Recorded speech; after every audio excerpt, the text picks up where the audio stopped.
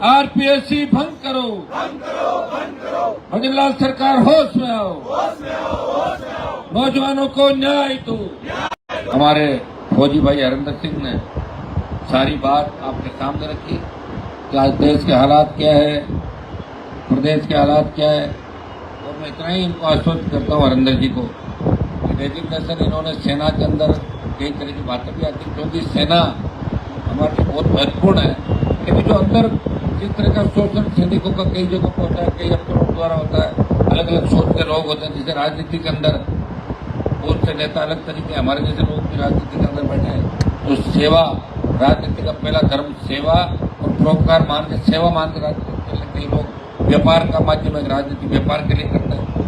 मोदी साहब आप निश्चित रहें, अग्निवीर की जो व्यवस्था है उसको लेकर देश के जवानों के अंदर बहुत ज्यादा निराशा है, और अग्निवीर का अगर विरोध इस देश के अंदर सबसे ज्यादा किया तो आरएनपी के सांसद ने सड़क से लेकर सदन तक 2 लाख जवानों की जोधपुर में रैली करके देश को ये कहा कि अग्निवीर व्यवस्था समाप्त करो, सेना के सम्मान को लौटाओ, ये सेना का अपमान है। और 23 के पार्टी का जो राजस्थान में एजेंडा था हमारा, उसके अंदर भी अग्निवीर को हमने रखा कि समाप्त होना चाहिए। उसका परिणाम ये हुआ, तभी मोदी सरकार ने 25% अग्निवीर की जगह 50% को परमानेंट करने की बात की, 50% वापस भेज देंगे। मैं आपको विश्वास दिलाता हूँ इस आंदोलन के बाद और साथ साथ अगला जो आंदोलन होगा वो अग्निवीर का होगा।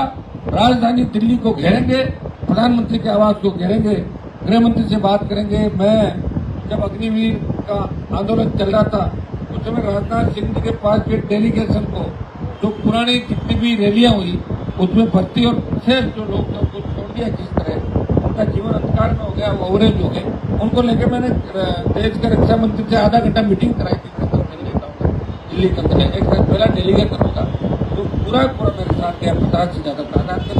मेरे प्रयास में कोई कमी नहीं, ऑल पार्टी मीटिंग, लोकसभा जो मेरा मंच है वो, और सड़क से सदन तक अग्निवीर व्यवस्था समाप्त करने की बात कर रहा हूँ। और कोई सैनिक कहीं भी परेशान है, कोई पैरामिलिट्री फोर्स का जवान कहीं भी परेशान है, पुलिस का जवान अगर अपने अफसरों से परेशान है और मेरे पास आके वो अपनी बात बताता है तो निश्चित रूप से उसका समाधान करने का प्रयास हमेशा हमने किया और आगे भी किसान के बेटों का ध्यान रखेंगे जो बॉर्डर पे देश के लिए अपनी जान हथेली पे लेके चलते हैं। आप निश्चित रहें, हो सकता है इस देश के अंदर कई तरह के अफसर भी होते हैं, कई तरह के लोग भी होते हैं, तरह तरह के नेता होते हैं, तरह तरह के अधिकारी होते हैं, लेकिन सारे एक जैसे नहीं होते।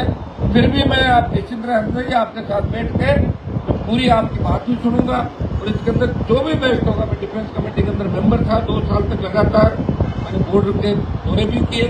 मुझे पता है कि एक सेना जो नाथुला बॉर्डर पर सैनिक जो रहता है वो किन परिस्थितियों में नाथुला में नौकरी करता है, ये देखा मैंने। किस तरह तापमान वहाँ पर लेह लद्दाख से लेकर जो हमारे ऊंचे इलाके हैं, कारगिल की लड़ाई आपने देखी होगी, किस तरह 20,000 फीट ऊंची पहाड़ी में हमारे जवानों ने लड़ाई लड़ी। अमेरिका ने छापा, ऐसी लड़ाई हिंदुस्तान की सेना के अलावा कोई नहीं लड़ सकता। उसमें लंबे समय तक चली थी। कारगिल विजय अपन मना रहे हैं, लेकिन कारगिल विजय कोई अपनी बहुत बड़ी जीत नहीं थी। अपन ने 2 साल तक ध्यान नहीं रखा, आईबी का फेल्योर था और हमने हमारी जमीन को छुड़ाया घुसपैठियों से। कोई जमीन पर कब्जा नहीं किया था दूसरा। चीन जमीन कश्मीर के अंदर है। प्रधानमंत्री जी को चाहिए था कि ऑपरेशन सिंदूर के अंदर इनको तेज तेज कर देते और पीओके पे कब्जा करते। देश का प्रत्येक नागरिक चाह रहा था